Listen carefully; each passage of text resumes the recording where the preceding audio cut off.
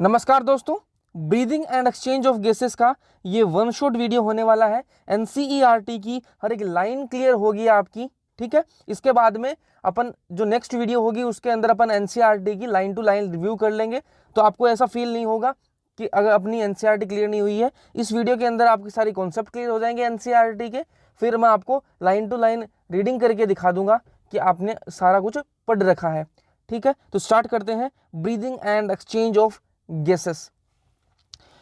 Food food ठीक है, अपन क्या करते हैं, फूड खाते हैं, ठीक है। फूड खाते क्यों है, फूड खाते क्यों है, एनर्जी चाहिए अपन को एनर्जी चाहिए, इसलिए अपन क्या कहते हैं, फूड खाते हैं। मैंने डाइजेशन वाले चैप्टर में आपको बताया था कि जो फूड होता है उसको अपन डायरेक्ट काम में नहीं ले सकते, डायरेक्ट काम में नहीं ले सकते, क्योंकि ये क्या है, बायो मैक्रो मोलिक्यूल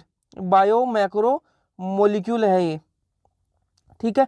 अब बायो मैक्रो मॉलिक्यूल है तो इसको तोड़ना पड़ेगा किसके अंदर, सिंपल सब्सटेंसेस के अंदर, सिंपल सब्सटेंसेस के अंदर तोड़ना पड़ेगा। तो ये जो प्रोसेस है इसको बोलते हैं अपन डाइजेशन बोलते हैं, ठीक है, डाइजेशन बोलते हैं। सिंपल सब्सटेंसेस को अब क्या करेंगे, सिंपल सब्सटेंसेस को अब क्या करेंगे, अपन ब्लड के अंदर भेज देंगे, ब्लड के अंदर इसलिए भेज देंगे क्योंकि ब्लड जो है वो क्या काम करेगा, ट्रांसपोर्ट का काम करेगा। ट्रांसपोर्ट में अपन जो सिंपल सब्सटेंसेस है उनको ट्रांसपोर्ट में भेज देंगे, ट्रांसपोर्ट में लगा देंगे, तो ये क्या करेंगे, डिलीवर कर देंगे। जो अपन को जहां भेजना है इनको, तो वहां डिलीवर कर देंगे, तो अपनी चीज जो है वो काम आ जाएगी। सिंपल सब्सटेंसेस को अपन ब्लड में डाल देंगे, इस प्रोसेस को क्या बोलेंगे, एब्जॉर्प्शन, तो एब्जॉर्ब करा देंगे अपन, ब्लड के अंदर चले जाएंगे सिंपल सब्सटेंसेस। अब जो ब्लड है वो कहाँ जाएगा, सेल्स के पास में जाएगा, ठीक है, सेल्स के पास में जाएगा। अब जो सेल्स है वहां पर क्या होगा, जो सिंपल सब्सटेंसेस है सिंपल जो सब्सटेंसेस हैं जो ब्लड से आए हैं सेल्स के पास में, वो कन्वर्ट होंगे किसके अंदर, एनर्जी के अंदर, ठीक है। जो सिंपल सब्सटेंसेस है उनको कन्वर्ट करेंगे एनर्जी के अंदर, और इस कन्वर्जन के अंदर अपन को जरूरत किसकी होगी, ऑक्सीजन की जरूरत होगी। इस कन्वर्जन के अंदर अपन को जरूरत होगी ऑक्सीजन की, ठीक है, ऑक्सीजन की अपन को जरूरत होगी। ऑक्सीजन तो अपन को चाहिए होगी इस कन्वर्जन के अंदर, और अपन को मिलेगा क्या, एनर्जी मिलेगी, प्लस मिलेगा अपन को CO2, ठीक है, CO2 अपन को मिलेगी। एनर्जी तो अपन ने काम में ले ली, लेकिन CO2 का करना क्या है, ठीक है, CO2 अपने काम में नहीं आएगी।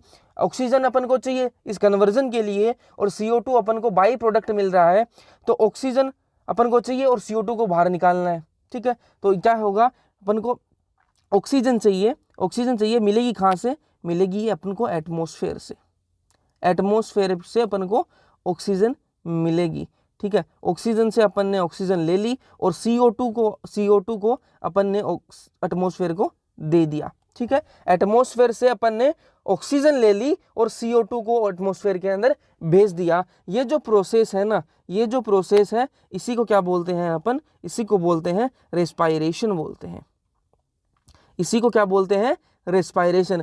एटमॉस्फेयर से ऑक्सीजन का अंदर आना और CO2 का बाहर जाना, बॉडी के अंदर ऑक्सीजन का आना और CO2 का बाहर जाना, यही क्या है, रेस्पायरेशन है। और रेस्पायरेशन के लिए जो पूरा सिस्टम काम करता है वो कौन सा होता है, रेस्पायरेटरी सिस्टम। जैसे डाइजेशन के लिए डाइजेस्टिव सिस्टम है, वैसे ही रेस्पायरेशन के लिए क्या है, रेस्पायरेटरी सिस्टम,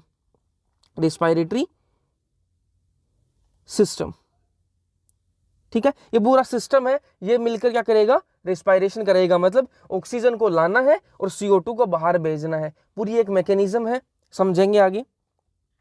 फिर जो अलग अलग जो रेस्पायरेटरी ऑर्गन्स हैं अलग अलग ऑर्गेनिजम्स के अंदर, उनकी बात कर लेते हैं। तो पहला है पोरीफेरा। पोरीफेरा के अंदर कौन सा है, डिफ्यूजन, मतलब डिफ्यूजन होता है डायरेक्ट, ठीक है, एटमॉस्फेयर से डायरेक्ट वो डिफ्यूजन करते हैं। स्लेंट्रेटा के अंदर भी डिफ्यूजन होता है। टिनोफोरा के अंदर भी क्या होता है, टिनोफोरा के अंदर एब्सेंट होता है, कोई ऑर्गन वगैरह को नहीं है, ठीक है। प्लेटिहेल्मिन्थस की बात करें तो डिफ्यूजन होगा। एस्केलमेंथिस की बात करें तो वहां भी डिफ्यूजन है। एनालिडा के अंदर मोस्ट क्यूटिकल से होता है, ठीक है। आर्थ्रोपोडा की बात करें, आर्थ्रोपोडा के अंदर अलग अलग हैं, जैसे प्रोन्स, अगर आर्थ्रोपोडा के जो मेंबर्स हैं, प्रोन्स जो हैं उनके अंदर क्या है, गिल्स हैं। क्रैब्स के अंदर क्या है, बुक गिल्स हैं। इंसेक्ट के अंदर ट्रेकियल ट्यूब्स हैं, और स्कॉर्पियन के अंदर क्या है, बुक लंग्स हैं, ठीक है, ध्यान में रखना। प्रोन्स के अंदर गिल्स हैं, क्रैब्स के अंदर बुक गिल्स हैं, इंसेक्ट के अंदर ट्रैकियल ट्यूब्स हैं, स्कॉर्पियन के अंदर बुक लंग्स हैं। बात करें मोलस्का की, मोलस्का के अंदर फेदर लाइक गिल्स प्रेजेंट होते हैं रेस्पायरेशन के लिए। रेस्पायरेशन के लिए मोलस्का के अंदर क्या है, फेदर लाइक गिल्स। इकाइनोडर्मेटा के अंदर क्या होते हैं, गिल्स होते हैं। हेमिकोडेटा के अंदर भी गिल्स होते हैं। अब बात करेंगे कोडेटा की।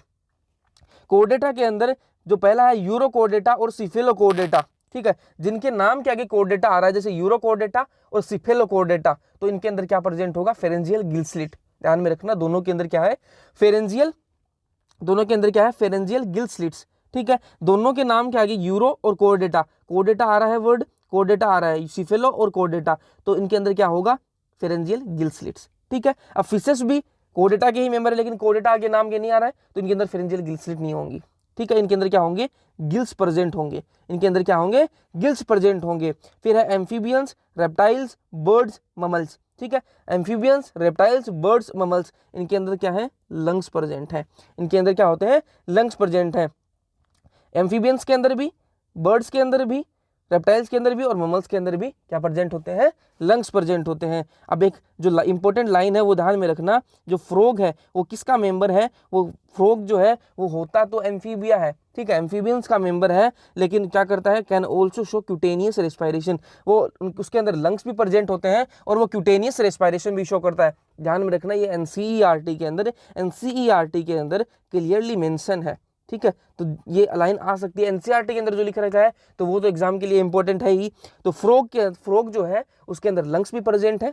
ठीक है, एम्फीबिया है तो लंग्स भी प्रेजेंट है, लेकिन वो क्यूटेनियस रेस्पायरेशन भी शो कर सकता है। क्यूटेनियस रेस्पायरेशन क्या होता है, जो स्किन से करते हैं उसको क्यूटेनियस रेस्पायरेशन बोलते हैं। फिर बात करते हैं अपन ह्यूमन रेस्पायरेटरी सिस्टम की। ह्यूमन रेस्पायरेटरी सिस्टम कैसा है उसकी बात कर लेते हैं अपन। ये जो पोर्शन है, ये जो पोर्शन है, ये जो है, ये क्या है, नोस्ट्रिल्स। नोस्ट्रिल्स, ठीक है, नोस्ट्रिल्स क्या है, जो बाहर, जो जहां से नोज स्टार्ट हो रहा है, जो दो ओपनिंग है उसको क्या बोलते हैं अपन, इसको बोलेंगे नोस्ट्रिल्स। ठीक है, नोस्ट्रिल से अपना क्या हुआ, स्टार्ट हुई है, नोस्ट्रिल से क्या हुई है, अपनी स्टार्ट हुई है रेस्पायरेटरी सिस्टम। नोस्ट्रिल्स के बाद में क्या है, नेजल कैविटी है। नेजल कैविटी के बाद में क्लियरली आप देख सकते हो, उसके बाद में आएगा फेरिंग्स। डाइजेशन वाले चैप्टर के अंदर अपन बात कर चुके हैं, डाइजेशन वाले चैप्टर के अंदर बात कर चुके हैं, जो नेजल कैविटी और जो ओरल कैविटी है वो दोनों फेरिंग्स के अंदर ओपन होती है। और फेरिंग्स क्या है, कॉमन पैसेज है, कॉमन पैसेज, कॉमन पैसेज है फॉर फूड एंड एयर। ठीक है, फूड और एयर के लिए क्या है, कॉमन पैसेज है, कौन, फेरिंग्स। फिर फेरिंग्स के बाद में क्या है, लैरिंग्स। लैरिंग्स का आप ध्यान में रखना, लैरिंग्स क्या होता है, कार्टिलेजिनस बॉक्स है, कार्टिलेजिनस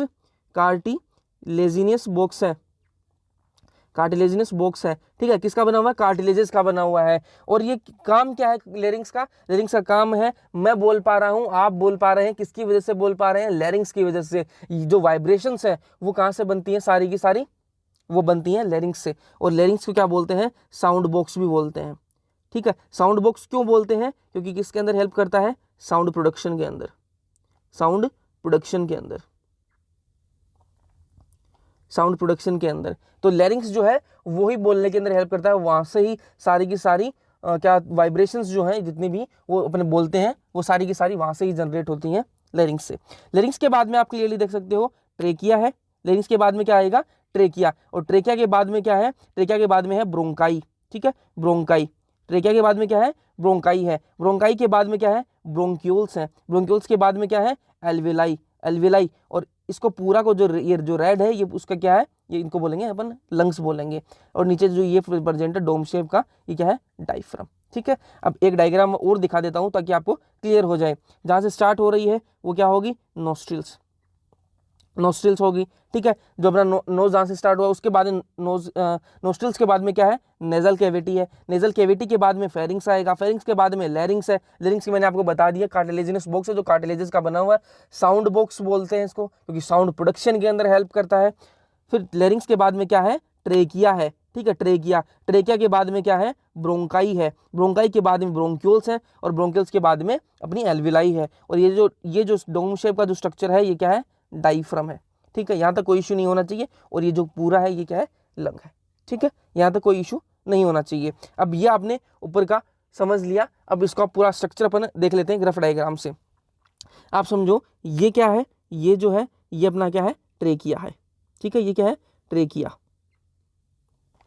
इस डायग्राम के अंदर देखो ये जो क्या है, ट्रेकिया बनाया मैंने, ठीक है। अब ट्रेकिया जो है वो डिवाइड होगा, ट्रेकिया जो है वो डिवाइड हो जाएगा। ट्रेकिया डिवाइड होगा, कहाँ से डिवाइड होगा, ट्रेकिया डिवाइड होगा, ये ध्यान में रखना, एनसीईआरटी के अंदर क्लियरली मेंशन है, fifth thoracic vertebrae, fifth thoracic vertebrae.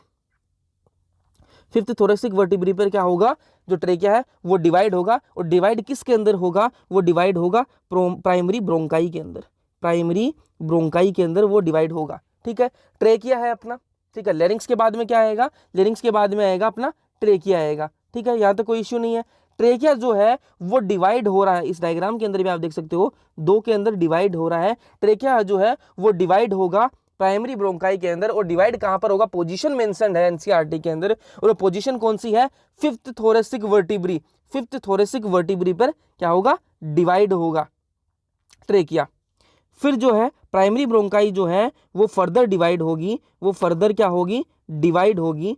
जो प्राइमरी ब्रोंकाई है वो फर्दर डिवाइड होगी किसके अंदर, वो फर्दर डिवाइड होगी सेकेंडरी ब्रोंकाई के अंदर, सेकेंडरी ब्रोंकाई के अंदर फर्दर डिवाइड हो जाएगी। प्राइमरी ब्रोंकाई है वो फर्दर डिवाइड होगी सेकेंडरी ब्रोंकाई के अंदर, और जो सेकेंडरी ब्रोंकाई है वो फर्दर डिवाइड होगी, वो फर्दर डिवाइड होगी टर्सरी ब्रोंकाई के अंदर, टर्सरी ब्रोंकाई के अंदर डिवाइड हो जाएगी, ठीक है। सेम ऐसे इधर होगा, सेम ऐसे इधर होगा, और सेम ऐसे इधर होगा, ठीक है। ये अपन एक से देख लेते हैं।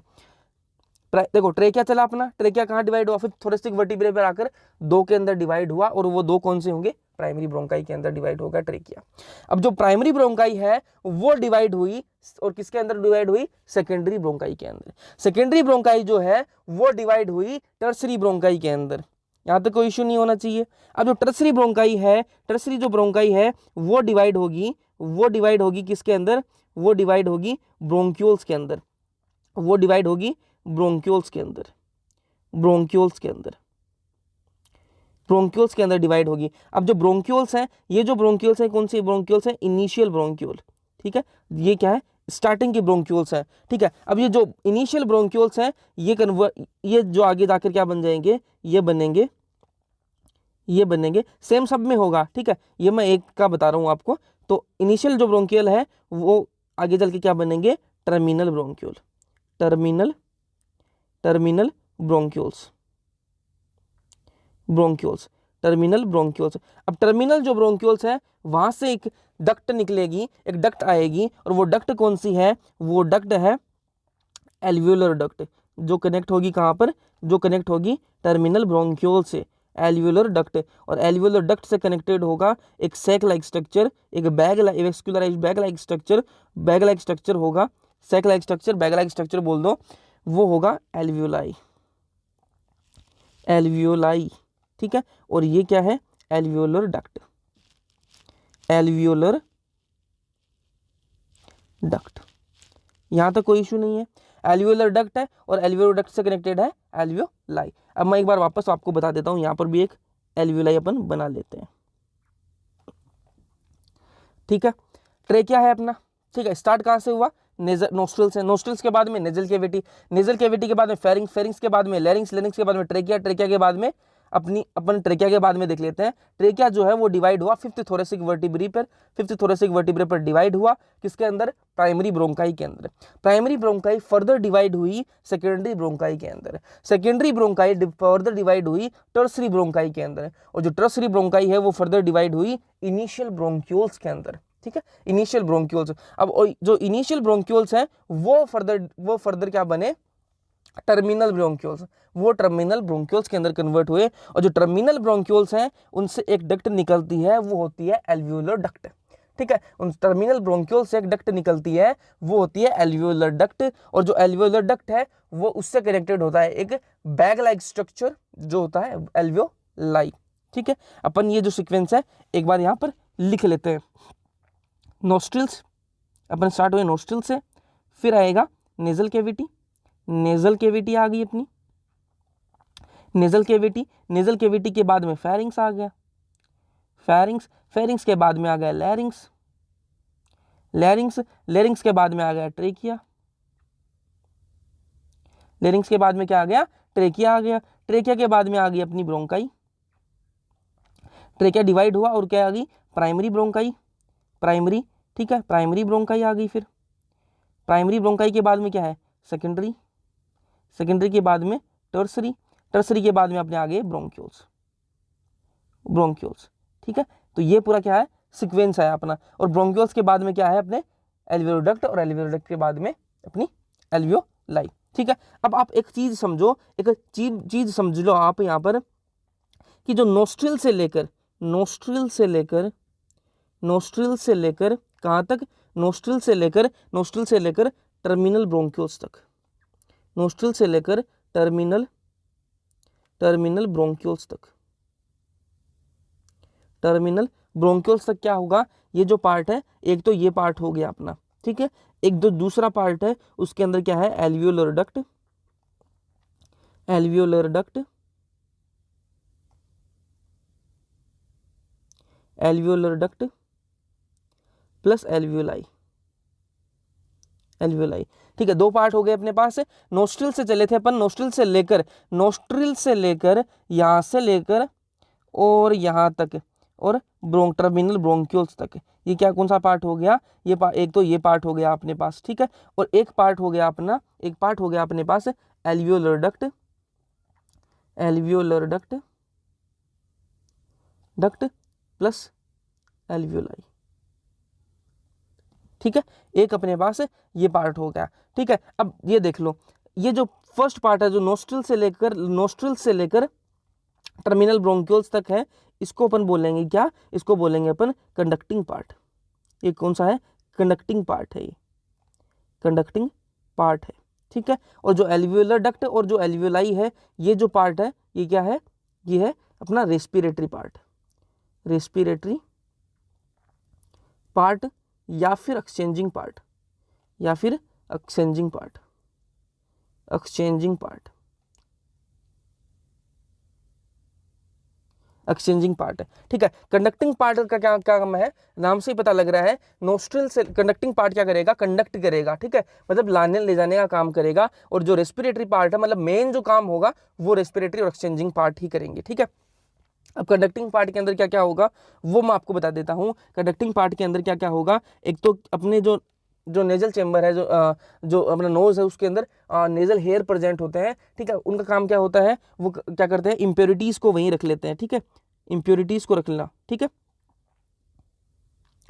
प्यूरिफिकेशन ऑफ एयर लिख लेते हैं, प्यूरिफिकेशन ऑफ एयर, एयर को क्या कर लेते हैं, प्यूरिफाई कर लेते हैं। कैसे, जो अपने जो हेयर्स होते हैं, जो नेजल हेयर्स होते हैं, वो जो इम्प्योरिटीज होती हैं हवा के अंदर उसको रख लेते हैं। फिर जो है जो दूसरा काम है वो क्या है, टेम्परेचर मेंटेन करना, टेम्परेचर को मेंटेन करना, ठीक है। बाहर गर्मी पड़ रही है, सर्दी पड़ रही है, तो अगर ज़्यादा सर्दी पड़ रही है बाहर, तो ठंडी ठंडी हवा आएगी अंदर, तो उसको क्या करेंगे, उसको टेम्परेचर जो नॉर्मल टेम्परेचर है बॉडी का, उसको टेम्परेचर तक लाने का काम किसका होगा, कंडक्टिंग पार्ट का होगा। अगर बाहर ज़्यादा गर्मी पड़ रही है तो वो जो एयर है, जो एकदम से हॉट एयर है, उसको नॉर्मल करने का काम किसका होगा, उसका काम होगा कंडक्टिंग पार्ट का। और कंडक्टिंग पार्ट क्या करेगा, कंडक्टिंग पार्ट का काम होगा ह्यूमिडिफिकेशन, ह्यूमिडिफिकेशन, ह्यूमिडिफिकेशन मतलब नमी लाएगा, हवा के अंदर नमी लाएगा। बाहर से ड्राई एयर आई है, ठीक है, वो ड्राई अगर अब डायरेक्ट चली गई एल्विलाई के अंदर, तो वो एल्विलाई को खराब कर देगी, ठीक है, एल्विलाई को खराब कर देगी। तो जो एल्विलाई को खराब ना हो, एल्विलाई जो है वो सही सलामत रहे, तो उसके लिए क्या होगा, उनके अंदर नमी लाई जाएगी, ठीक है, जो कि क्या है उनके लिए सही रहेगी। ये क्या काम किसके होगा, कंडक्टिंग पार्ट के, ठीक है, जो नोस्ट्रिल से लेकर टर्मिनल ब्रोंक्यूल्स तक है। ह्यूमिडिफिकेशन किससे होगा, म्यूकस प्रेजेंट है उससे क्या होगा, ह्यूमिडिफिकेशन होगा, ठीक है। अब बात करें रेस्पिरेटरी पार्ट की या फिर एक्सचेंजिंग पार्ट की, इसका काम क्या होता है वो देख लेते हैं। रेस्पिरेटरी और एक्सचेंजिंग पार्ट पर क्या होगा, जो मेन जो है CO2 O2 जो ब्लड और एल्विलाई के बीच में जो आदान प्रदान होगा, वो सारा कहाँ होगा, एल्वियोलर डक्ट और एल्विलाई के आसपास, ठीक है। कैसे होगा वो मैं आपको दिखा देता हूँ, एक बार इसको हटाना पड़ेगा।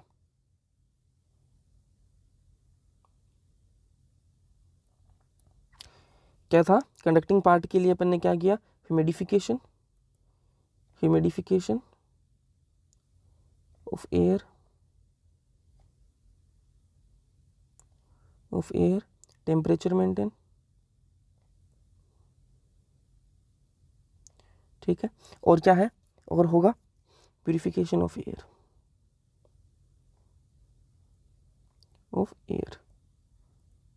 ठीक है। अब एल्वेलाई है, ठीक है, यहाँ से नीचे से जा रही है कोई ब्लड कैपिलरी, ये क्या है, ब्लड कैपिलरी, और ब्लड कैपिलरी के अंदर क्या है, क्या जा रहा है, ब्लड भी जा रहा है, ठीक है, ब्लड भी जा रहा है।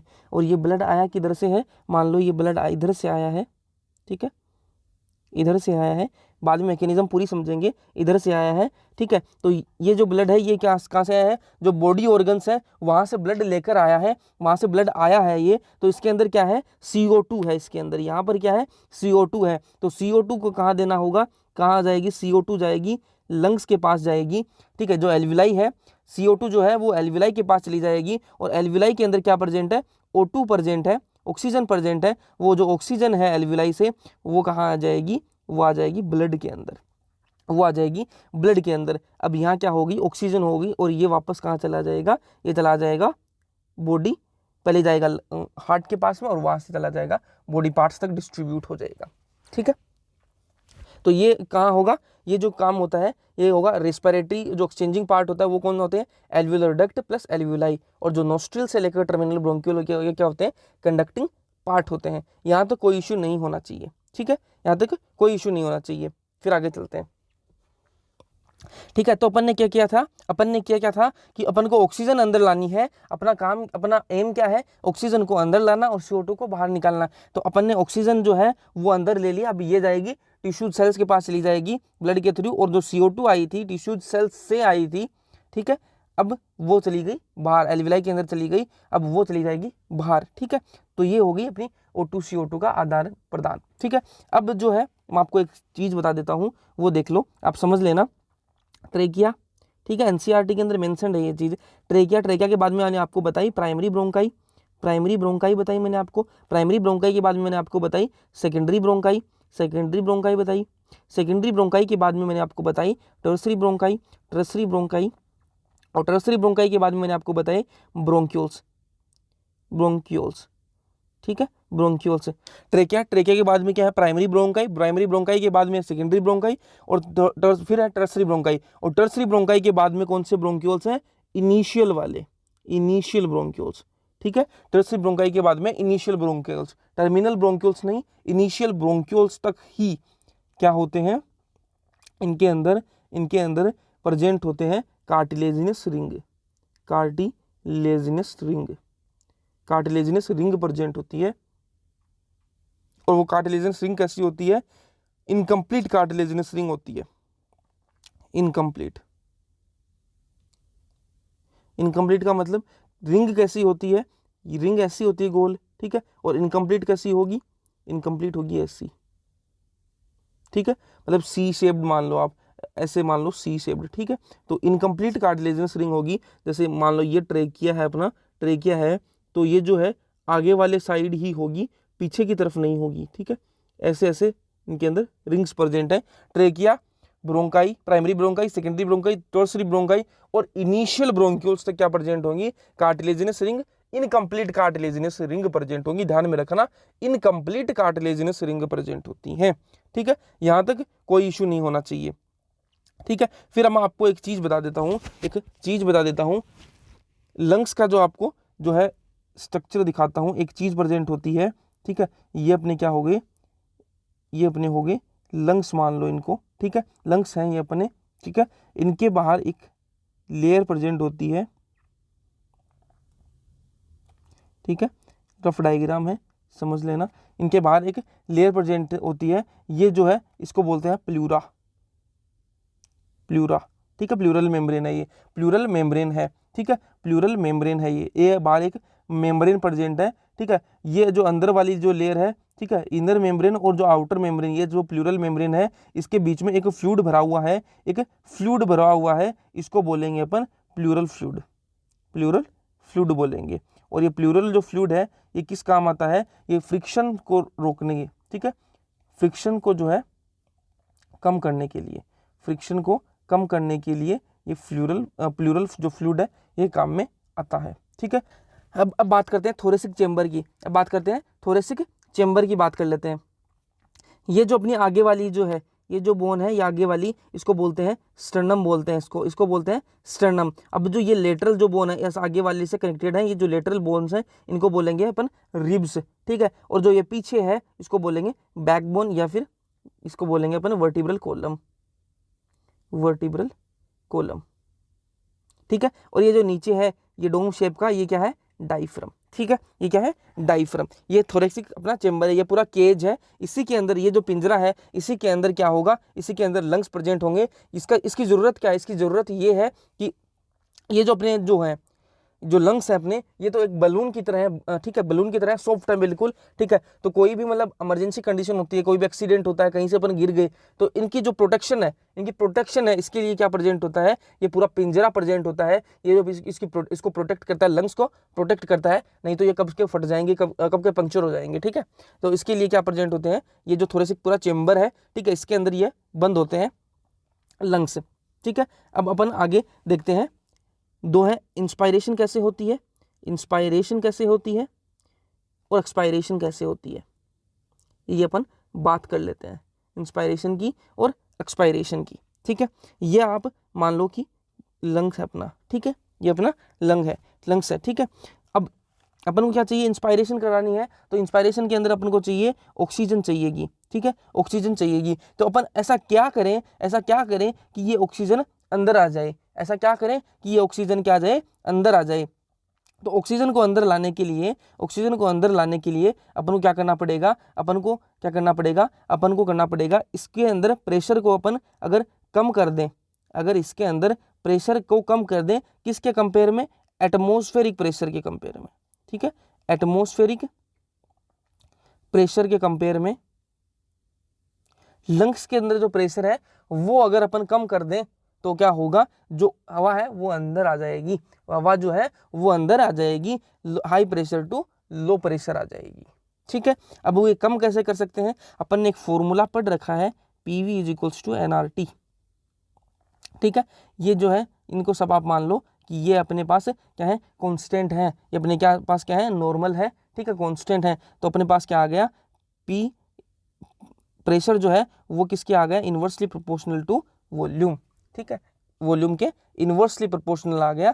तो अगर वॉल्यूम को अगर अपन बढ़ा दें, ठीक है, वॉल्यूम को अगर अपन बढ़ा दें तो प्रेशर जो है वो अपने आप कम हो जाएगा। अब वॉल्यूम को कैसे बढ़ा सकते हैं, मैंने अभी आपको बताया कि जो लंग्स के नीचे क्या होता है, ये डोम शेप का क्या है, डायफ्राम प्रेजेंट है, ये डायफ्राम प्रेजेंट है, डोम शेप का डायफ्राम प्रेजेंट है इस तरह, ठीक है, इस तरह ये डोम शेप का डायफ्राम प्रेजेंट है। वॉल्यूम को बढ़ाने के लिए अपन क्या कर सकते हैं, ये डोम शेप का डायफ्राम प्रेजेंट होता है। अगर अपन वॉल्यूम बढ़ा दें तो प्रेशर अपने आप क्या हो जाएगा, कम हो जाएगा। अगर वॉल्यूम बढ़ाने के लिए अपने पास क्या है, दो चीजें हैं अपने पास, एक अपने पास है डायफ्राम, एक तो अपने पास क्या है, डायफ्राम है, और दूसरा क्या है, इंटरकोस्टल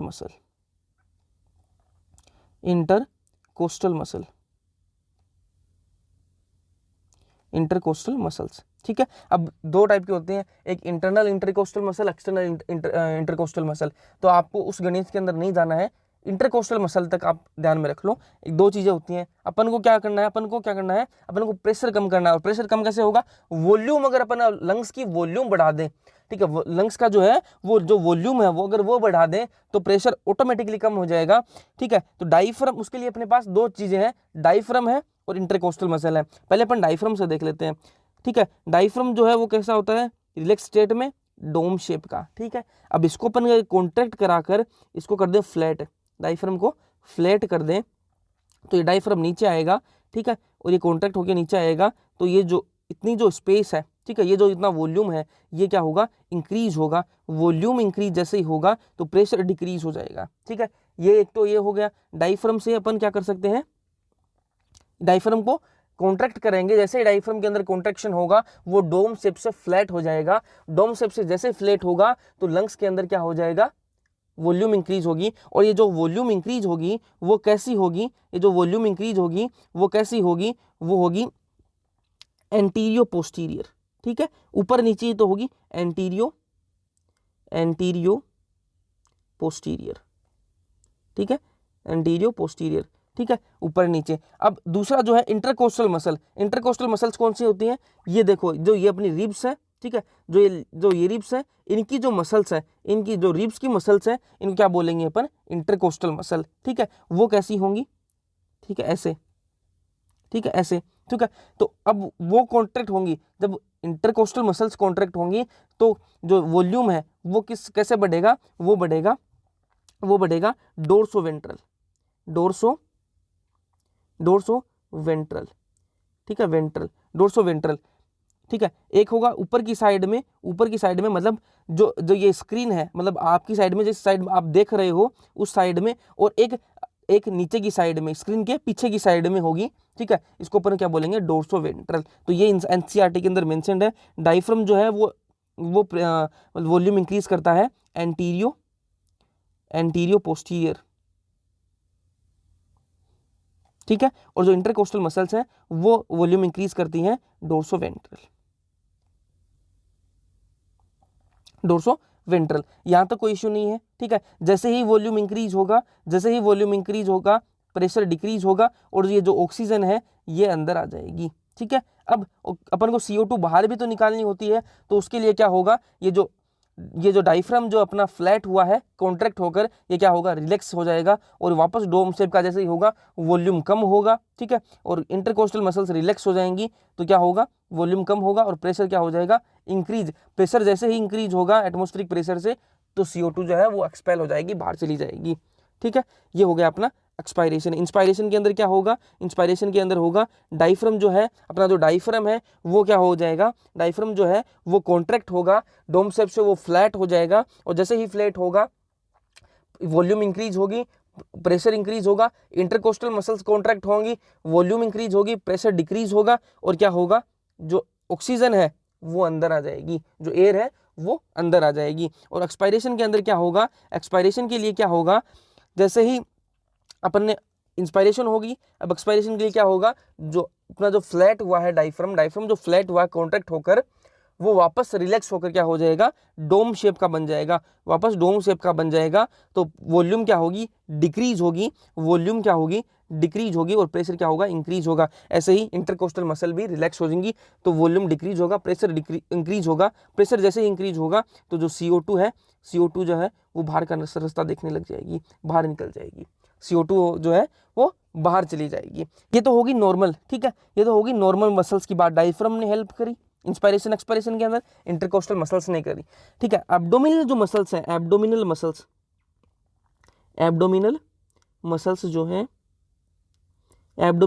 जो हैं वो क्या करेंगी? वो किसके अंदर हेल्प करेंगी? फोर्सिबल रेस्पायरेशन के अंदर, ठीक है। अपन बहुत ज्यादा एयर खींच रहे हैं, ठीक है, किसकी हेल्प से? अब देखो, एक बार आपको ट्राई करके देखना, ठीक है, 2-3 बार आप जोर जोर से सांस लो, ठीक है, जोर जोर से सांस लो, मतलब फोर्सिबल ही इंस्पायरेशन करो और फोर्सिबल ही एक्सपायरेशन करो, तो आपको फील होगा कि आपकी जो एब्डोमेन है, एब्डोमेन के अंदर आपको फैटिगनेस फील होगी, थोड़ी सी थकान फील होगी। तो वो कैसे होगी? क्योंकि जो एब्डोमिनल मसल्स हैं वो फोर्सिबल रेस्पायरेशन अगर अपन को करनी है तो उसके लिए एब्डोमिनल मसल्स काम में आएंगी, ठीक है। नॉर्मल करने के लिए डायफ्राम और इंटरकोस्टल मसल्स, ठीक है। डायफ्राम जो वॉल्यूम इंक्रीज करता है एंटीरियो पोस्टीरियर, और इंटरकोस्टल मसल्स करती है डोर्सोवेंट्रल। ध्यान में रखना भैया, ये इंपॉर्टेंट है, ठीक है। एब्डोमिनल मसल्स फोर्सिबल रेस्पायरेशन के लिए हेल्प करती हैं, ठीक है। फिर अपन आगे चलते हैं। एक टर्म आती है फिर स्पायरोमीटर। मीटर से पता चल रहा है किसी भी चीज के लिए अपन नापेंगे, किसी भी चीज को मेजरमेंट करेंगे, तो किसके लिए है? Estimation of respiratory volumes. जो रेस्पायरेटरी वॉल्यूम्स है, ठीक है, रेस्पायरेटरी वॉल्यूम्स है, उनका एस्टिमेशन करने के लिए क्या काम आता है? जो इंस्ट्रूमेंट काम में आता है वो कौन सा होता है? स्पायरोमीटर, ठीक है, इंस्ट्रूमेंट है ये। फिर बात करेंगे नॉर्मल ब्रीदिंग रेट की। नॉर्मल ब्रीदिंग रेट एक अडल्ट ह्यूमन के अंदर कितनी होती है? हेल्दी ह्यूमन के अंदर 12 to 16 टाइम्स पर मिनट, ठीक है। 1 मिनट के अंदर अपन कितनी बार सांस लेते हैं? ठीक है, ब्रीदिंग रेट कितनी है अपनी? 12 से 16 बार। 1 मिनट के अंदर अपने कितनी बार सांस लेते हैं? 12 से 16 बार। फिर बात करते हैं रेस्पिरेटरी वॉल्यूम एंड कैपेसिटीज की, ठीक है, इजी वे के अंदर देखते हैं। पहला है टाइडल वॉल्यूम। टाइडल वॉल्यूम आपको याद रहता है नॉर्मल रेस्पिरेशन, मतलब जो टाइडल वॉल्यूम क्या होता है? अपन ने नॉर्मल रेस्पिरेशन करी है और नॉर्मली एक्सपायरेशन करी है, तो जो अपनी टाइडल वॉल्यूम है वो कितनी होती है 500 ml, ठीक है 500 ml। फिर अपनी IRV, ये जो डेटा है ना भैया ये थोड़ा सा याद रखना, 500 ml होती है। आपको कंफ्यूजन कहाँ होगी वो मैं बता दूंगा आपको। जो टाइडल वॉल्यूम है उसका 500 ml होता है। बात करें IRV, फिर क्या है IRV? IRV क्या है? इंस्पायरेटरी रिजर्व वॉल्यूम, ठीक है। IRV क्या है? इंस्पायरेटरी रिजर्व वॉल्यूम, ठीक है। इसके अंदर क्या होगा? फोर्सिबल इंस्पायरेशन करेंगे अपन, ठीक है। फोर्सिबल इंस्पायरेशन करेंगे मतलब नॉर्मल नहीं करेंगे, जो सांस लेना है अपन को, जो हवा खींचनी है वो नॉर्मल नहीं होगी, ठीक है। अपन जितनी खींच सकते हैं फोर्सिबल इंस्पायरेशन करेंगे, ठीक है। और वो कितनी होती है 2500 से लेकर 3000 तक, ठीक है। 2500 ml से लेकर 3000 ml तक ये होती है IRV की, ठीक है, IRV की, ठीक है। फिर अपना ERV, एक्सपायरेटरी रिजर्व वॉल्यूम, ठीक है। इसके अंदर क्या होगा? जैसे IRV के अंदर फोर्सिबल इंस्पायरेशन करी थी अपन ने, फोर्सिबल इसके अंदर क्या करेंगे? एक्सपायरेशन करेंगे, ठीक है। अपन जितना जोर लगाकर अपन जो हवा है जो CO2 उसको बाहर छोड़ेंगे, तो ये जिसका कितना होता है 1000 से लेकर 1100 ml, ठीक है। अपन इस चीज़ को आप ऐसे समझ लो, जो टीवी है वो सबको याद रहता है, ठीक है, 500 ml होता है टीवी, ठीक है। इसको अपन इंटू टू करें इसको, तो कितना आ जाएगा अपने पास 1000 ml इंटू 2 करें तो कितना आ जाएगा 1000 ml। और 1000 ml किसका होता है? ERV का, एक्सपायरेटरी रिजर्व वॉल्यूम। और एक्सपायरेटरी रिजर्व वॉल्यूम के अंदर अगर अपन इंटू 3 करें, ठीक है, इसको 3 से कर दें तो अपने पास क्या आएगा? जो आंसर आएगा वो आएगा 3000 ml। और वो किसका होता है? IRV का, ठीक है। इसका 1100 ml होता है, लेकिन 1000 ml से 1100 ml होता है, 1000 से 1100 ml होता है, तो आप मतलब आसपास तो पहुंच जाओगे, तो आपको याद रहेगा। देखो 500 टीवी के अंदर अपन ने 2 से इंटू कर दिया, टीवी सबको याद रहता है 500 ml होता है, ठीक है। और इसके अंदर अपन 2 से इसको इंटू कर देंगे तो अपने पास 1000 आएगा, वो आता है ERV का, ठीक है। और जो ERV के अंदर अगर 3 से करेंगे तो आ जाएगा अपना IRV, इंस्पायरेटरी रिजर्व वॉल्यूम 3000, ठीक है। यहाँ तक कोई इश्यू नहीं होना चाहिए। फिर अपन आगे चलते हैं, रेजिडुअल वॉल्यूम, ठीक है। रेजिडुअल वॉल्यूम कौन सा होता है? रिजर्व एयर, ठीक है। Reserve air after forcible expiration, आपने जितना दम था आपके अंदर, आपको जितना फोर्स कर सकते थे, आपने उतने फोर्स के साथ में हवा को बाहर छोड़ दिया, ठीक है, हवा को बाहर छोड़ दिया। लेकिन जो अपनी बॉडी है, ठीक है, अपने जो लंग्स हैं उनके अंदर अभी भी हवा बची हुई है। अगर वो हवा बची नहीं होगी तो जो अपने लंग्स हैं वो कोलैप्स कर जाएंगे, ठीक है। जो अपने लंग्स हैं वो क्या कर जाएंगे? कोलैप्स कर जाएंगे। तो उनके अंदर हवा जो है वो रिजर्व रहती है। तो वो हवा कितनी रिजर्व रहती है कि अपने जो लंग्स हैं वो कोलैप्स ना करें, तो वो होती है 1100 to 1200 ml। ध्यान में रखना, जो रेजिडुअल वॉल्यूम है वो क्या है? Reserve air after the forcible expiration. आपने जितना दम था आपके अंदर आपने लगा दी, ठीक है, और आपने हवा को बाहर निकाल दिया, लेकिन लंग्स के अंदर अभी भी हवा प्रेजेंट है, ठीक है। वो कितनी होगी? 1100 से 1200 ml, ठीक है। फिर आगे चलते हैं IC, इंस्पायरेटरी कैपेसिटी की बात करेंगे। इंस्पायरेटरी कैपेसिटी के अंदर होगा क्या? ठीक है, होगा क्या? अपन ने forcible inspiration after normal expiration, forcible inspiration करेंगे आफ्टर नॉर्मल एक्सपायरेशन के बाद में क्या करेंगे? Forcible inspiration. आपने नॉर्मली हवा छोड़ी है, ठीक है, एक्सपायरेशन आपने नॉर्मल किया है, लेकिन अब आपने जो इंस्पायरेशन किया है वो फोर्सफुली किया है, फोर्सिबल किया है, तो वो क्या होता है? Inspiratory capacity. और ये इंस्पायरेटरी कैपेसिटी कितनी होती है? टीवी प्लस IRV, ठीक है, टीवी प्लस IRV। टीवी कितना होता है? 500 होता है, प्लस IRV कितनी होती है? 3000 होती है, तो कितना आ गया? 3500, ठीक है, 3500 ml। फिर बात करें EC की। EC क्या है? Expiratory capacity. जैसे IC पढ़ लिया अपन ने, inspiratory capacity same to same EC होगी अपनी एक्सपायरेटरी कैपेसिटी। अब उसके अंदर इंस्पायरेशन आ रहा था, इसके अंदर एक्सपायरेशन आ रहा है, तो एक्सपायरेशन आएगा तो बात होगी एक्सपायरेशन की। तो एक्सपायरेटरी कैपेसिटी के अंदर क्या होगा? फोर्सिबल एक्सपायरेशन करेंगे अपन, ठीक है, फोर्सिबल एक्सपायरेशन करेंगे आफ्टर नॉर्मल इंस्पायरेशन, ठीक है। नॉर्मली अपन ने हवा ली है, अंदर अपने हवा ली, कैसे ली है? नॉर्मल ली है, देखिए जैसे नॉर्मल सांस लेते हैं वैसे लिया अपन ने, लेकिन अब छोड़ रहे कैसे हैं? फोर्सिबल एक्सपायरेशन करेंगे, तो ये क्या होगा?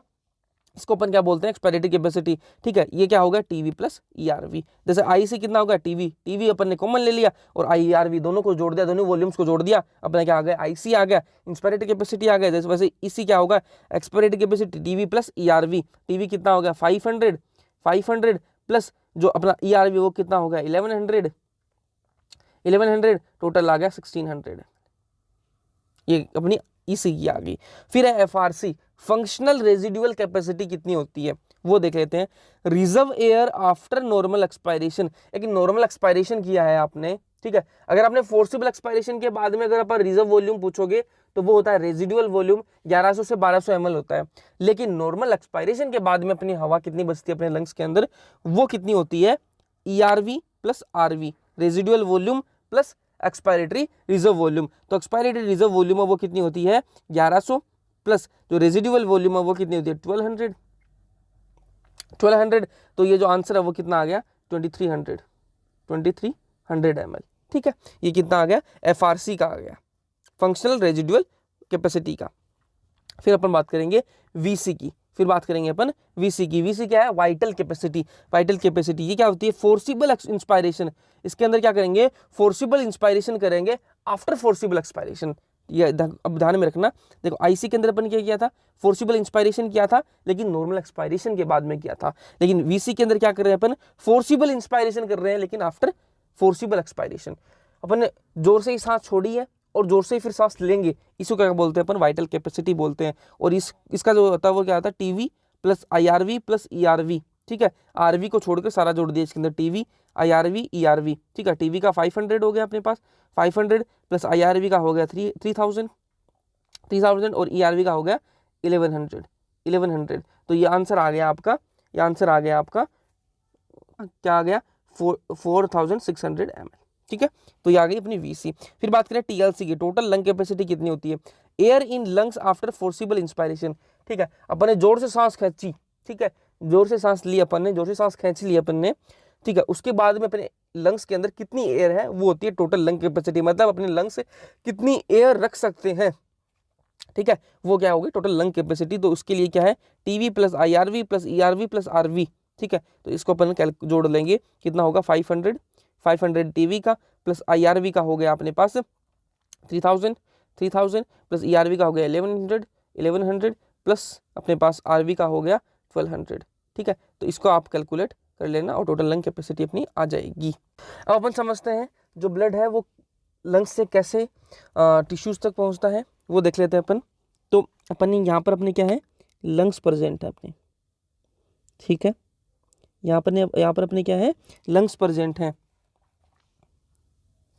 और यहाँ पर अपना क्या है, हार्ट है, यहाँ पर अपना हार्ट प्रेजेंट है। ठीक है, और यहाँ पर अपने क्या है, टिश्यूज प्रेजेंट है, टिश्यूज प्रेजेंट है।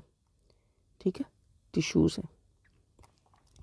अब जो है, जो ऑक्सीजन है वो आई लंग्स के पास में। ठीक है, लंग्स के पास में, और लंग्स से क्या आएगा, एक वेन आएगी, लंग्स से एक वेन निकलेगी जो कि कहाँ आएगी, जो कि आएगी लेफ्ट अट्रियम के अंदर, लेफ्ट अट्रियम के अंदर, लेफ्ट अट्रियम के अंदर आएगी। ठीक है, ये जो वेन है इसका नाम होता है पल्मोनरी वेन, इसका नाम होता है पल्मोनरी वेन, पल्मोनरी वेन। और इसके अंदर कौन सा ब्लड है, ऑक्सीजनेटेड ब्लड है, ऑक्सीजनेटेड ब्लड लेकर आती है ये पल्मोनरी जो वेन है वो कौन सा ब्लड लेकर आती है, ऑक्सीजनेटेड ब्लड आती है। और जो ऑक्सीजनेटेड ब्लड है वो कहाँ, पल्मोनरी वेन लंग्स से लेफ्ट अट्रियम के अंदर लाकर रख देती है। अब ये जो लेफ्ट अट्रियम से ये कहाँ आएगा, लेफ्ट वेंट्रिकल के अंदर आ जाएगा।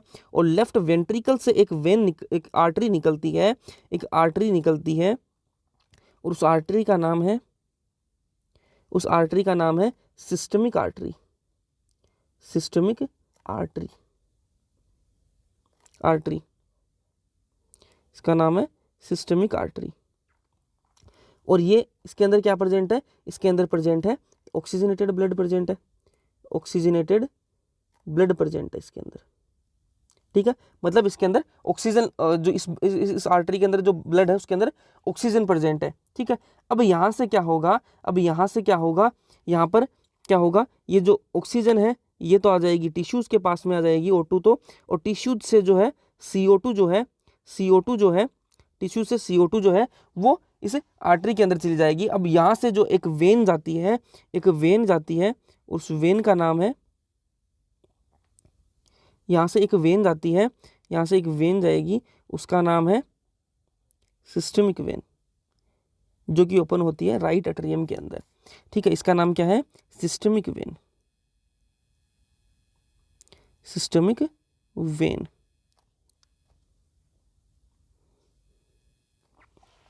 इसका नाम क्या है, सिस्टमिक वेन, और ये ओपन कहाँ होती है, राइट एट्रियम के अंदर। ठीक है, इसके अंदर क्या क्या है, इसके अंदर है डीऑक्सीजनेटेड ब्लड। ठीक है, डीऑक्सीजनेटेड ब्लड मतलब इसके अंदर ऑक्सीजन नहीं है, CO2 है, डीऑक्सीजनेटेड ब्लड है इसके अंदर, डीऑक्सीजनेटेड ब्लड। अब आप कुछ देखो, जो अगर इसके अंदर जो PO2 है, जो पार्शियल प्रेशर ऑफ O2 है वो कितना रहेगा, ऑक्सीजनेटेड ब्लड के अंदर कितना होता है, 95 mm of Hg। ठीक है, और जो पार्शियल प्रेशर ऑफ CO2 कितना होगा, 40 mm। ठीक है, और इसके अंदर डीऑक्सीजनेटेड ब्लड के अंदर कितना होगा, जो PO2 है वो होगा 40 mm Hg, और जो PCO2 है, पार्शियल प्रेशर ऑफ CO2 वो कितना होगा, 45 mm Hg। ठीक है, अब ये जो सिस्टमिक वेन से जो राइट एट्रियम के अंदर जो ब्लड गया है डीऑक्सीजनेटेड ब्लड, वो क्या कहाँ जाएगा, वो जाएगा RV से, राइट वेंट्रिकल से जाएगा लंग्स के पास में, लंग्स के पास में। और ये जो लंग्स के पास में लेकर जाएगी ये कौन सी होगी, पल्मोनरी आर्टरी, पल्मोनरी आर्टरी,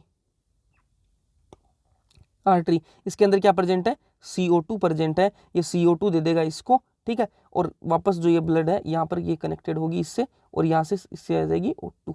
ठीक है, तो ये पूरा मैंने आपको बता दिया कैसे जो ब्लड है वो इसके अंदर ट्रांसपोर्ट होता है, कैसे ब्लड जो है वो चलता रहता है, किसके ऑक्सीजन को लेकर कैसे जाता है और CO2 को लेकर कैसे जाता है, ये मैंने आपको बता दिया। अब कुछ टर्म आती है वो देख, कुछ प्रेशर्स दे रखे हैं वो देख लेते हैं, जो वैल्यूज हैं वो देख लेते हैं। जो रेस्पिरेटरी गैस है, ठीक है, कौन सी होगी, O2। रेस्पिरेटरी गैस कौन सी होगी, O2। ऑक्सीजन एटमॉस्फेयर के अंदर कितनी है, 159। ठीक है, एल्विलाई के अंदर 104, डीऑक्सीजनेटेड जो ब्लड होता है उसके अंदर 40, और ऑक्सीजनेटेड ब्लड के अंदर 95। टिश्यूज की बात करें तो 40। ठीक है, क्या है, ये ऑक्सीजन की बात कर ली अपन ने। टिश्यूज के अंदर क्या प्रेजेंट है ज़्यादा, उसके अंदर कार्बन डाइऑक्साइड ज़्यादा प्रेजेंट है, तो वहाँ पर कितनी होगी, 40। ठीक है, वहाँ तो जानी है ना ऑक्सीजन। और ब्लड ऑक्सीजनेटेड कितना होगा, मैंने अभी आपको बताया 95 होगी। डीऑक्सीजनेटेड के अंदर मैंने अभी आपको बता दिया 40 होगी। एल्विलाई के अंदर 104 होती है। एटमॉस्फेरिक एयर के अंदर कितनी होती है, 159। CO2 की बात करें तो CO2 एटमॉस्फेरिक एयर के अंदर 0.3 होती है, एल्विलाई के अंदर 40 होती है, डीऑक्सीजनेटेड ब्लड के अंदर मैंने अभी आपको बताया 45, और ऑक्सीजनेटेड के अंदर 40, और टिश्यूज के अंदर कितनी होगी, 45। तो ये जो डेटा है आप याद रख लेना। फिर अपन आगे चलते हैं, डिफ्यूजन कैसे होता है। ठीक है, अपनी जो एयर है वो एल्विलाई के अंदर आई, एल्विलर केविटी के अंदर अपनी जो एयर है वो आ चुकी है। ठीक है, अब क्या होगा, ये जो एक तो ये डिफ्यूजन होगा, यहाँ पर डिफ्यूजन होना है, तो एक तो ये तो होगी अपनी क्या, स्क्वैमस एपिथेलियम, ये जो क्या होगी, squamous epithelium of alveolar wall. ठीक है, वन सेल्ड थिक है ये। ठीक है, इसके बाद ये अपनी क्या होगी, ब्लड कैपिलरी, ये होगी ब्लड कैपिलरी। और ब्लड कैपिलरी और जो एल्वियोलर जो वॉल है इसके बीच में एक सब्सटेंस प्रेजेंट है, उसको बोलेंगे अपन बेसमेंट सब्सटेंस। ये जो येलो कलर का है ये बीच में जो प्रेजेंट है इसको बोलेंगे अपन बेसमेंट सब्सटेंस। ठीक है, और ये जो कैपिलरी की जो कैपिलरी, ब्लड कैपिलरी, इसको बोलेंगे अपन एंडोथीसियम ऑफ, ये जो इसकी वॉल है ये क्या है, एंडोथीसियम ऑफ ब्लड कैपिलरी। ठीक है, ब्लड के अंदर क्या है, ब्लड कैपिलरी के अंदर क्या प्रेजेंट है, रेड ब्लड सेल्स प्रेजेंट है, RBC प्रेजेंट है। ठीक है, अब यहाँ पर क्या होगा, ब्लड का जो ब्लड के अंदर क्या होगा,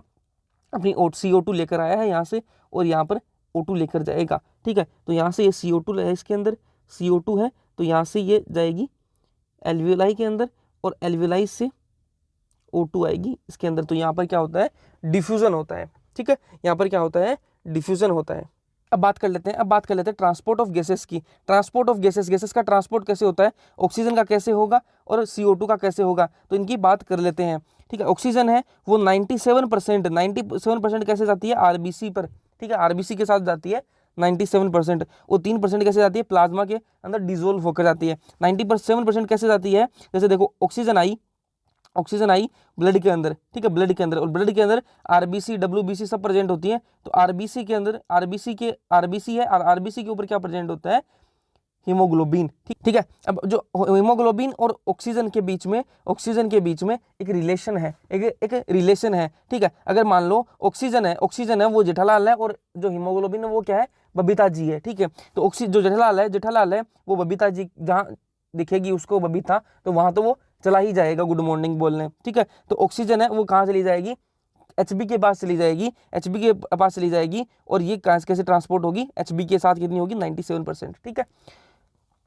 और 3% कैसी होगी प्लाज्मा के अंदर डिजोल्व होकर। अब बात करें CO2 की, CO2 के अंदर 70% कैसे जाएगी बाइकार्बोनेट के रूप में जाएगी, और 20 से 25% कैसे जाएगी कार्ब अमीनो हीमोग्लोबिन के रूप में जाएगी, और 7% प्लाज्मा के अंदर डिजोल्व होकर जाएगी, ठीक है। अब ये देख लेते हैं अपन जो बाइकार्बोनेट वाली है ये अपन देख लेते हैं कैसे जाती है, ठीक है। अपने पास टिश्यू से क्या है, अपने पास टिश्यू, जो यहाँ पर टिश्यू है वहां पर क्या है, ये मान लो टिश्यू है, ठीक है, टिश्यू है, और यहाँ पर क्या है अपनी ब्लड वेसल है, तो यहाँ पर क्या आएगी CO2 आएगी इससे टिश्यू से, ठीक है। ब्लड के अंदर आएगी क्या आएगी CO2 आएगी, ठीक है। और ब्लड के अंदर पहले से H2O तो प्रेजेंट है ही, ठीक है। तो ये दोनों मिलकर क्या बनाएंगे, और कार्बोनिक अनहाइड्रेज भी प्रेजेंट है, तो दोनों मिलकर क्या बनाएंगे, ये बनाएंगे H2CO3 बनाएंगे, ठीक है, H2CO3 बनाएंगे। अब कार्बोनिक अनहाइड्रेज प्रेजेंट है, और उससे क्या होता है कार्बोनिक अनहाइड्रेज ये एंजाइम प्रेजेंट होता है किसके अंदर प्लाज्मा के अंदर, ठीक है। प्लाज्मा के अंदर ये जो एंजाइम है ये प्रेजेंट है H2CO3, ठीक है। अब ये क्या होगा, ये क्या करेगा H2CO3 जो है इसको कन्वर्ट करेगा किसके अंदर, इसको कन्वर्ट करेगा HCO3 नेगेटिव प्लस H+ के अंदर, ठीक है। ये कौन सी साइट है टिश्यू साइट पर ये काम हुआ है, ठीक है। अब इस स्टेट के अंदर जो है वो आएगी, क्या आएगी, जो CO2 है वो ब्लड के अंदर घूमेगी, और लंग्स के पास में जैसे ही आएगी, यहाँ पर ध्यान में रखना जो PCO2 है वो हाई है, क्योंकि ये कौन सी साइट है टिश्यू साइट है। अब जैसे ही एल्विलाई पर आई, ठीक है, एल्विलाई पर आई, तो उसी कार्बोनिक अनहाइड्रेज की हेल्प से क्या होगा कार्बोनिक अनहाइड्रेज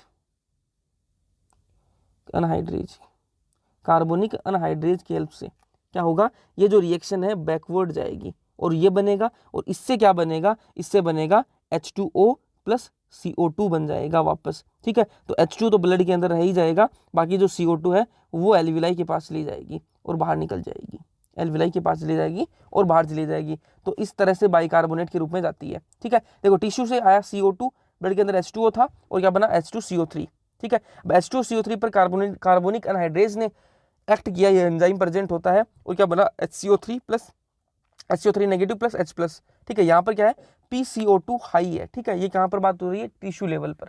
अब बात करें एल्विलाई लेवल पर क्या होता है, कार्बोनिक अनहाइड्रेज यहाँ पर क्या है PCO2 कम है, ठीक है, PCO2 कम है, तो क्या होगा ये जो रिएक्शन है पूरी बैकवर्ड जाएगी, और H2CO3 बनेगा, और क्या होगा कार्बोनिक अनहाइड्रेज की हेल्प से क्या बन जाएगा H2O और CO2 बन जाएगी। H2 ब्लड के अंदर रह जाएगी, और जो CO2 है वो एल्विलाई के अंदर चली जाएगी, और एल्विलाई से वो बाहर निकल जाएगी। तो ये अपन ने क्या कर लिया बाइकार्बोनेट से कैसे जाता है ये अपन ने देख लिया, ठीक है। जो कार्ब अमीनो हीमोग्लोबिन है ये कैसे जाती है 20 से 25%, तो उसके लिए क्या होगा, जैसे ही ये HB ये जो CO2 है ये ब्लड के अंदर आएगी, ठीक है। तो जो अमाइन ग्रुप है वो HB के साथ जो हीमोग्लोबिन के साथ में जुड़ जाएगा, और जो CO2 है उसके साथ जुड़ जाएगी, तो CO2 से आएगा कार्ब अमाइनो हीमोग्लोबिन, ठीक है। इस रूप में ये जाती है कैसे टिश्यू से एल्विलाई तक, ठीक है, और प्लाज्मा के अंदर डिजोल्व होकर 7%। फिर आगे चलते हैं, ये क्या है ऑक्सीजन डिसोसिएशन कर्व, ठीक है। इसके अंदर क्या है, ये कैसा होता है सिग्मोइड कर्व है, ठीक है, सिग्मोइड है, ठीक है, सिग्मोइड। अब सिग्मोइड क्यों बोल रहे हैं, क्योंकि एस जैसा शेप बना रहा है ना, इसलिए इसको बोलते हैं सिग्मोइड, ठीक है। कौन कौन सा फैक्टर है जो ऑक्सी हीमोग्लोबिन को बाइंड करने के लिए हेल्प करते हैं, ठीक है। जो ऑक्सीजन हीमोग्लोबिन जो है जो अपना बन रहा है उसको बाइंड करने के लिए कौन से हेल्प करते हैं, और कौन से डिसोसिएशन करने के लिए। अब वो देखो बाइंड कहाँ होगा, एल्वियोलाई। एल्वियोलाई पर क्या करना है अपन को, ऑक्सीजन और हीमोग्लोबिन को बाइंड करना है, और टिश्यू जो है वहां पर क्या करना है अपन को, डिसोसिएशन करना है। ठीक है, इतनी बात समझ आ गई। अब आगे चलते हैं। बाइंडिंग के लिए कौन कौन से फैक्टर, PO2 जो है वो हाई होनी चाहिए।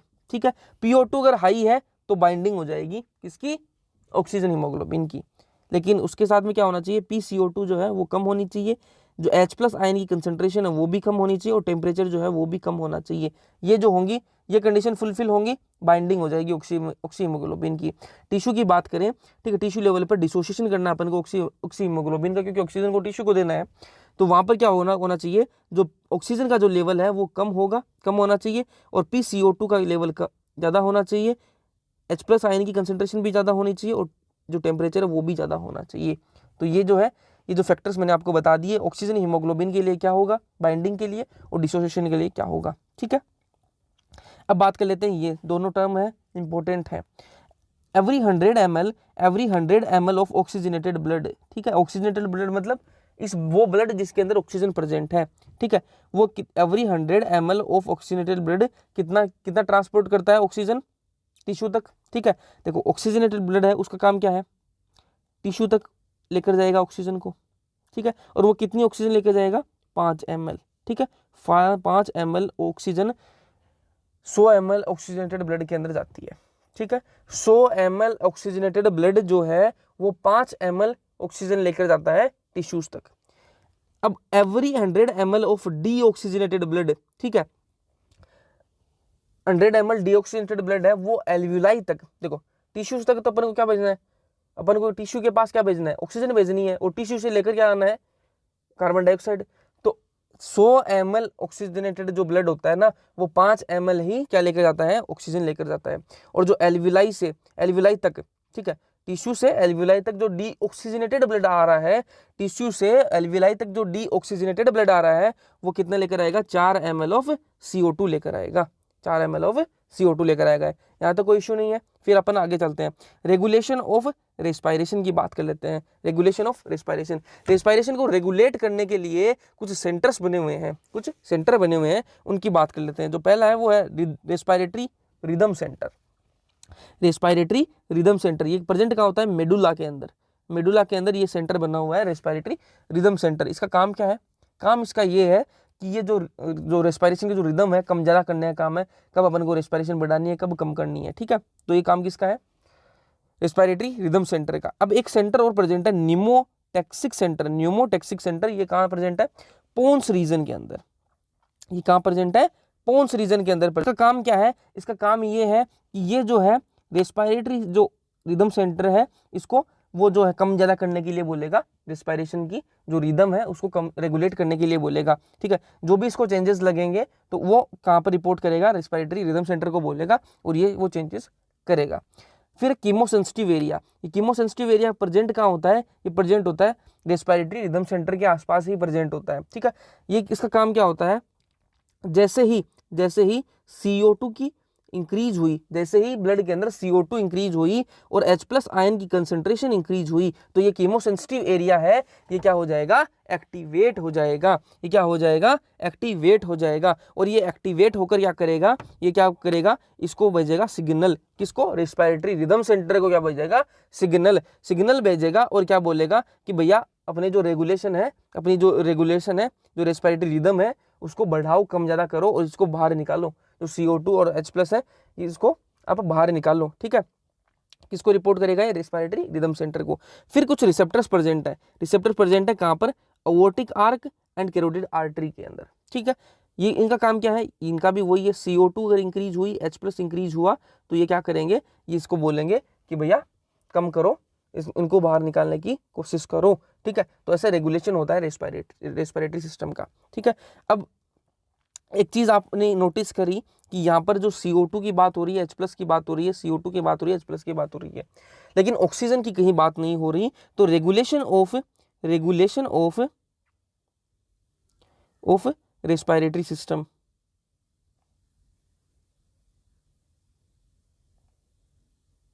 रेस्पायरेशन, ठीक है, रेगुलेशन ऑफ रेस्पायरेशन, इसके अंदर इसके अंदर no significant role of oxygen. ठीक है, जो रेस्पिरेशन का जो रेगुलेशन है उसके अंदर ऑक्सीजन का कोई सिग्निफिकेंट रोल नहीं होता है। ठीक है, फिर बात करते हैं अपन डिसऑर्डर्स ऑफ रेस्पिरेटरी सिस्टम की बात करेंगे। तो पहला है वो क्या है, अस्थमा। ये भैया ध्यान में पढ़ लेना, यहाँ से क्वेश्चन आता है। ठीक है, अस्थमा की बात करें, asthma is a difficulty in breathing causing wheezing due to inflammation of bronchi and bronchioles.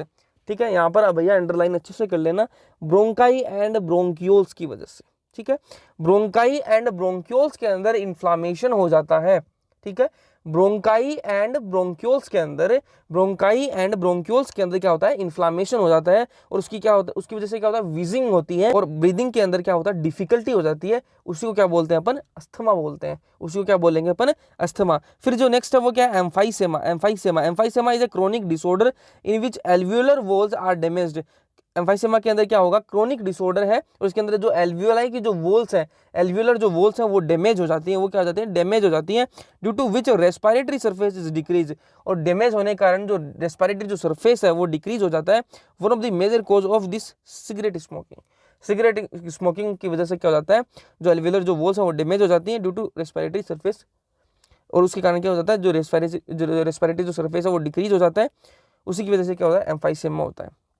फिर जो नेक्स्ट है वो क्या है, occupational respiratory disorders in certain industries especially those involving grinding और stone breaking, so much dust is produced that the defense the mechanism of the body cannot fully cope with the situation. Long exposure can give rise to inflammation leading to fibrosis, proliferation of fibrous tissues, and thus causing serious lung damage. Workers in such industries should wear protective masks.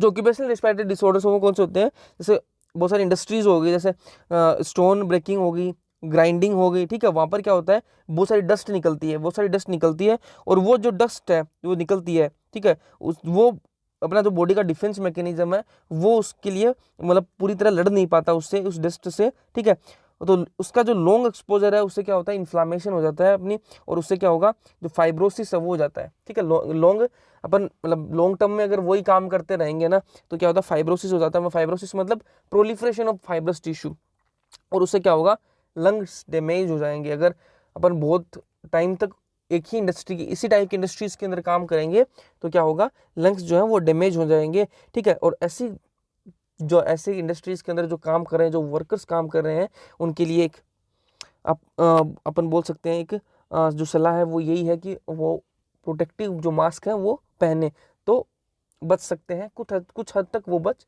सकते हैं। ठीक है, पर अपना chapter हुआ complete, breathing and exchange of gases, ये अपने chapter complete किया है। वन शॉट वीडियो कंप्लीट हो गई है।